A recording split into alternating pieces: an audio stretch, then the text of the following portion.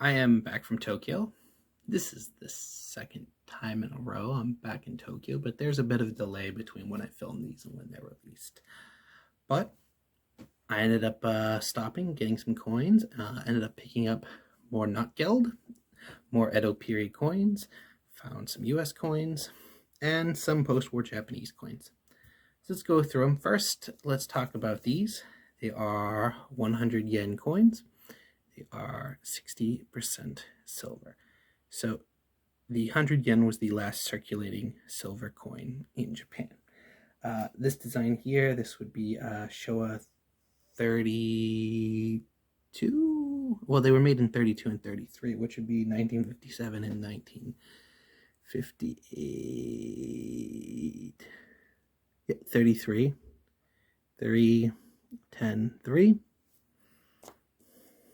So this would be 32. Yeah, 3, 10, 2. One thing that gets confusing is sometimes the coins are read in one direction and sometimes they're read in another. So it can make it kind of hard for dating them. Let's see, these would be later. So this design with the rice sheath, this was the last circulated silver coin. 36, so that would be 61. 1961. 35, yeah, 35, so 1960. So these coins are 60% silver, so each coin contains 2.88 grams of silver. So if you wanted to make a troy ounce out of these, you need 11. Now the other thing I got was, these were pretty cheap. These are United States 90% quarter dollar, so 1/4 of a dollar, quarter, 1/4. So this design was made from 1932 to 1964, which is when the United States coinage stopped being 90% silver. They had a $half that continued to be 40% silver for a few more years. And then they actually continued using this design though. So unlike Japan, when they switched away from putting silver in their money, Japan changed the design. The United States did not. It kept the same design. So sometimes, and I've had this happen to me before, people find silver quarters or silver dimes or silver $half because it's the same design. Each one of these would be about 6.25. Well, they're 6.25 grams. They're 90%, so they'd be 5.62 grams. So you would need 6 quarters to make a troy ounce. 6 US 90% quarters. Oh, fun fact, since everybody has been talking about that silver raid on the 15th, I didn't actually know about that until I was on the train home. It was on YouTube, and lots of, silver and coin YouTubers were talking about the silver raid. I actually bought the 60% on that day, but they were at melt, so I just think it was a good deal. Once again, I bought some Edo Period coinage because, well, I like it. It's not what you should be buying if you want weight of silver, but I'm a collector and numismatics.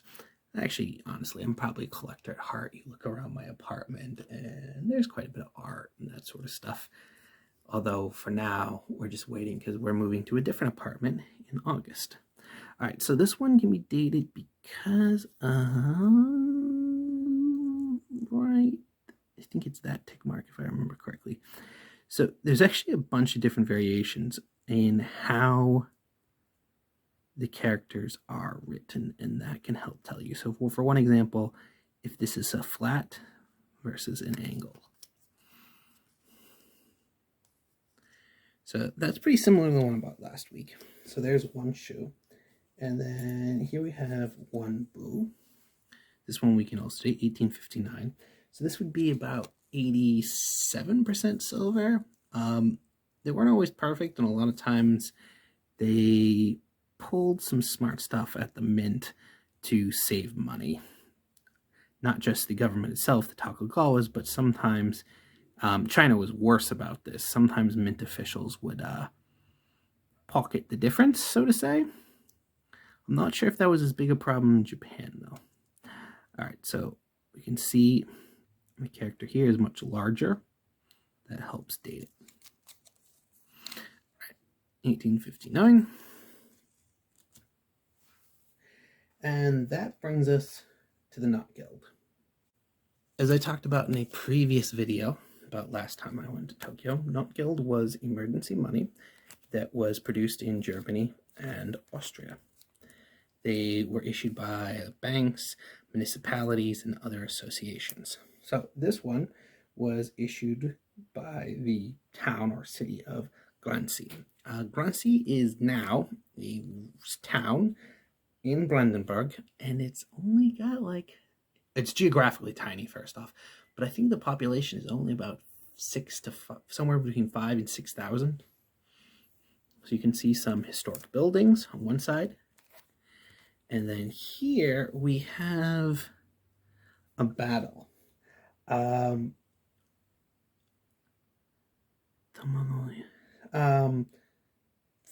didn't hear Hans Lubberg coming, but the village people did.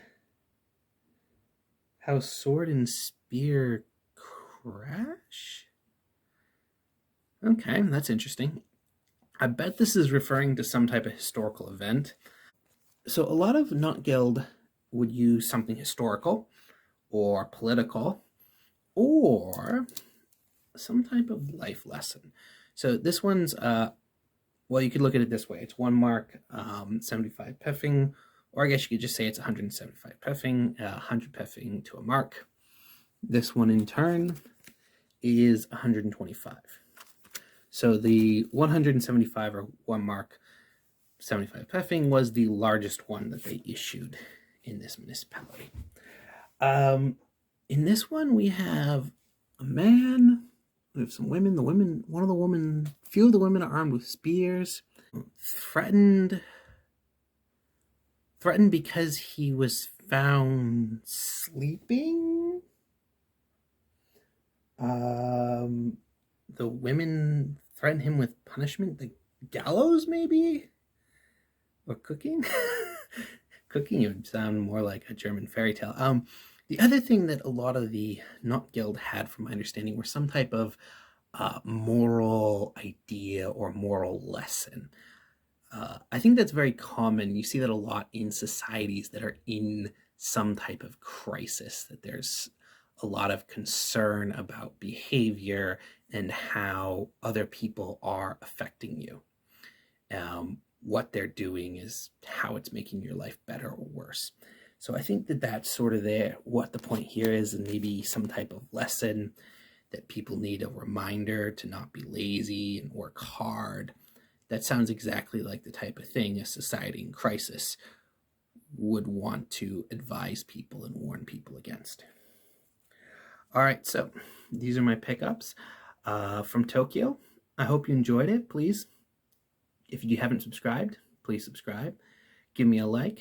Go down to the comment section. Tell me what you think about either these coins or the Notgeld, or maybe something interesting that I should be looking for. Or if you know a great coin shop in Tokyo, put some recommendations down there. And I will see you in the next one.